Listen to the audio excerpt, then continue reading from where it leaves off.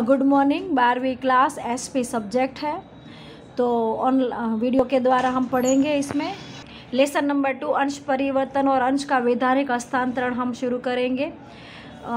इससे पहले हमने पहला लेसन पूरा किया, तो पहले लेसन के अंदर जो भी इस तरह से आपके लेसन के बाद ज़्यादा सीखने को वो शॉर्ट समरी होती है वो पढ़ लेना, ताकि उसमें पूरा लेसन का आपको समझ में आ जाए।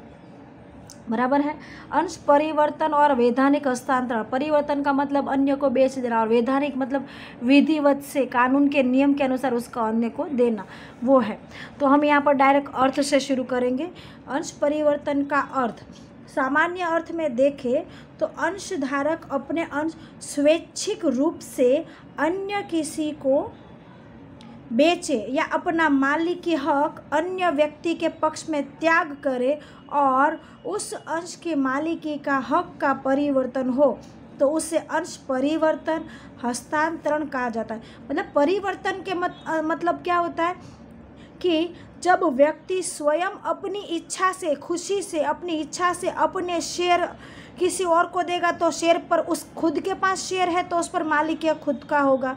अब वो किसी और को दे रहा है तो मालिकी हक चेंज हो जाएगा, बदल जाएगा। इसलिए यहाँ पर कहा गया कि जब अंश का धारक अपने अंश, अपने खुद के शेयर अन्य किसी व्यक्ति को बेचता है और अपना खुद का मालिकी हक जो है वो अन्य को बेचेगा, तो अन्य के पक्ष में त्याग कर देगा, अपना हक त्याग करके उसको दे देगा, तो उसे मालिकी हक का परिवर्तन कहा जाएगा, और उसे कहेंगे अंश का परिवर्तन। और दूसरा शब्द है हस्तांतरण। इस प्रकार अंशधारी अपने मालिकी हक अन्य व्यक्ति के पक्ष में त्याग करे और मालिकी हक जो हो जाए उसे अंश परिवर्तन या हस्तांतरण कहा जाता है। परिभाषा देखते हैं। कंपनी की सहमति की अपेक्षा से अंशधारक स्वैच्छिक रूप से अपने अंश के मालिकी अधिकार अन्य व्यक्ति के पक्ष में त्याग करे और मालिकी अधिकार का परिवर्तन हो जाए, उसे अंश परिवर्तन या हस्तांतरण कहते हैं। परिभाषा पर ध्यान देंगे। फिर से कहती हूँ, कंपनी की सहमति से अपने पास जो अपने शेयर है, है वो अंशधारक अपनी इच्छा से स्वैच्छिक रूप से अपने मालिकी अधिकार का त्याग अन्य के पक्ष में करे, अपना मालिकी हक अन्य को दे दे, अपने शेयर बेचे, उसे अंश परिवर्तन कहा जाएगा, हस्तांतरण कहा जाएगा। बराबर। जब अंशधारी अपने अंश अन्य व्यक्ति को बेचे या अधिकार का त्याग करे, तब उसके मालिकी या सदस्य पद समाप्त हो जाता। अब हमने बेच दिया तो हमारा मालिकी हक वहाँ पर पूरा हो गया और अन्य के पक्ष में वो चला गया। अब जिसने खरीदा है मालिकी उसकी हो गई। तो खरीदे हैं जिसका पक्ष में अधिकार छोड़ा हो उसे मिलता है। यहाँ पर एक बात अधिक महत्वपूर्ण ये है कि इस प्रक्रिया जब जिस कंपनी के अंश हो वह कंपनी उसे स्वीकृति दे तब पूरी पूर्ण मानी जाएगी। कंपनी की स्वीकृति देना बहुत आवश्यकता है। कंपनी की स्वीकृति यहाँ पर चाहिए। व्यक्ति ऐसे किसी को बेच देगा नहीं, पर व्यक्ति किसी को शेयर बेचना चाहे तो कंपनी की स्वीकृति होना बहुत ज़रूरी। यहाँ पर अंडरलाइन करो। आपको MCQ 1 मार्क का सवाल पूछ सकते हैं कि जब व्यक्ति अपनी मर्जी से किसी को अंश बेच तो सकता है, लेकिन कंपनी की स्वीकृति की ज़रूरत है कि चलेगा? तो कंपनी की स्वीकृति बहुत ही आवश्यक है। बराबर। अब अंश परिवर्तन हस्तांतरण का महत्व, ये भी इम्पोर्टेंट है।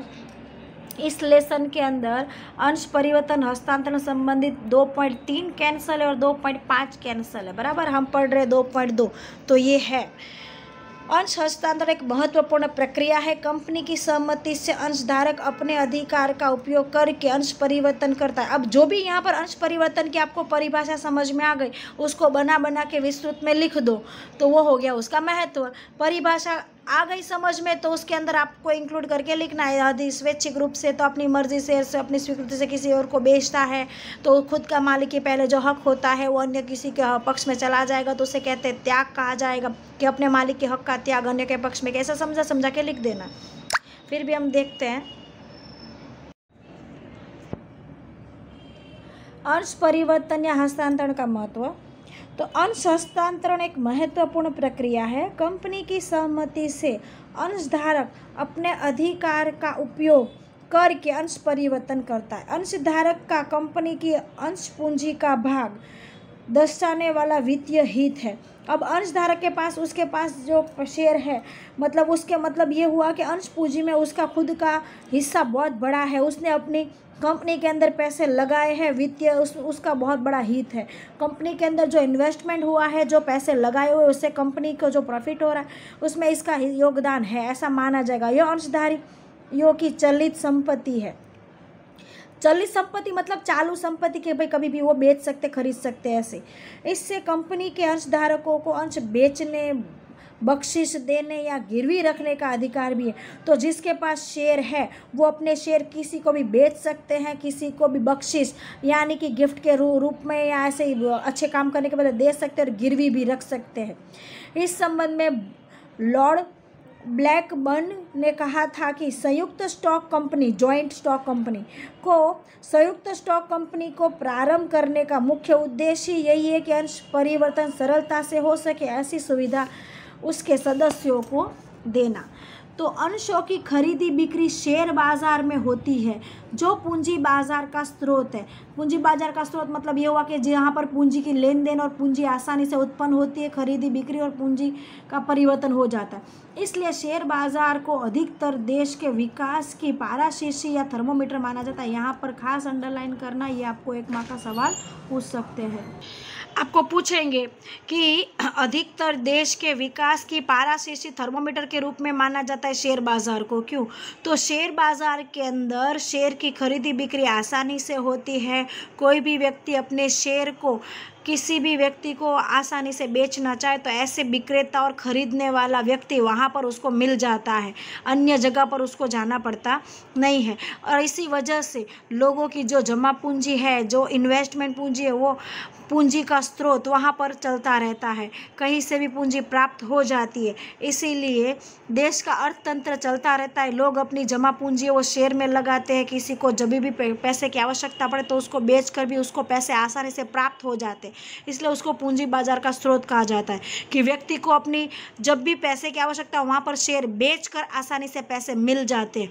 और अगर किसी को अपनी जमा पूंजी इन्वेस्टमेंट करनी है तो वहाँ पर शेयर खरीद कर आसानी से अपने पैसे लगा सकते, तो पूंजी की लेन देन आसानी से हो जाती है। इसलिए वो पूंजी का बाजार का स्रोत माना जाता है और इसी वजह से देश का विकास भी होता है। देश के अंदर भी पैसे घूमते रहते हैं, पूंजी कहीं पर एक जगह पर स्थगित नहीं हो जाती है और पैसे वहाँ से आसानी से किसी एक जगह पर ब्लॉक नहीं हो जाते, आसानी से पैसे प्राप्त हो जाते हैं। तो देश का अर्थतंत्र चलता रहता है, एक जगह से दूसरी जगह पैसे घूमते रहते हैं और इस वजह से देश का बाजार तंत्र भी चलता रहेगा। लोगों को जहाँ भी पैसा आवश्यकता पड़े वहाँ पर से पैसा प्राप्त हो जाता है, इसलिए उसको पाराशीशी थर्मोमीटर के रूप में जाना जाता है। देश के अंदर, बाजार के अंदर कहीं पर भी एक जगह पर पैसे जमा पूंजी एक इकट्ठा हो जाती है तो पैसे ब्लॉक हो जाते हैं और इस वजह से पैसे की लेन देन, पैसे ही नहीं निकलेंगे कहीं से भी, तो पैसे की लेन देन और बाजार का अर्थतंत्र पूरा बिगड़ जाएगा। इकोनॉमिक्स में व्यवस्थित ये समझे होंगे, इसीलिए शेयर बाजार को पाराशीशी के रूप में माना जाता है। अब उसके मुद्दे देखते हैं कि अंश परिवर्तन हस्तांतरण से सरकार की आय होती है। देखो ये पाराशीशी के साथ मुद्दे हैं, ये आप लिख सकते हो। अंश परिवर्तन या हस्तांतरण से सरकार को भी आय होगी क्योंकि सरकार को उसके ऊपर क्या मिलेगा? टैक्स। अंश परिवर्तन या बिक्री जो अधिक मात्रा में हो तो सरकार को अधिक मात्रा में आय होगी, कारण कि सरकार के द्वारा अंश परिवर्तन पर क्या लगाया जाएगा? कर लगाया जाता है। अंश विक्रय के कारण अंश विक्रेता को नकद मिलती है। अब बेचने से बेचने वाले व्यक्ति को पैसे नकद प्राप्त होते हैं। वो बेचेगा क्यों? जब उसको पैसे चाहिए तब, तो उसको आसानी से नकद भी प्राप्त हो जाती है। तीसरा, अंश क्रेता को अंश की मालिकी का अधिकार मिल जाता है। अंशधारी अंश बाजार में भावों में परिवर्तन का लाभ ले सकते हैं। अब अंश उसने 500 में खरीदे हैं, बाजार में 600 के भाव से बिक रहा है, तो व्यक्ति को भाव का परिवर्तन मतलब 100 रुपये का लाभ ले सकते हैं। तो भाव का परिवर्तन का लाभ ले सकते हैं। खरीदा है 300 में, बेचा है 500 में, तो 200 रुपये का फायदा हुआ, तो भाव का परिवर्तन बोलते हैं इसको। बिन कार्यक्षम इकाई में रोकी गई पूंजी का प्रवाह कार्यक्षम इकाई की ओर मुड़ जाता है। अब अपनी जमा पूंजी जहाँ पर लगाई हुई है, अब किसी और को कहीं और पैसे लगाने हैं तो शेयर आसानी से बेचकर जो पैसे प्राप्त होंगे कहीं और लगा देंगे, तो उसकी बिन कार्यक्षम से कार्यक्षम की प्रवाह की ओर मुड़ हो जाता है पूंजी का।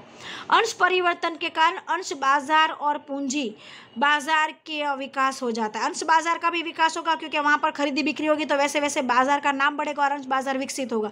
पूंजी बाजार, अब अंश की खरीदी बिक्री होगी तो वहाँ से पैसे की भी, नकद की भी लेन देन होगी, इस तरह से पूंजी बाजार का भी विकास होता है।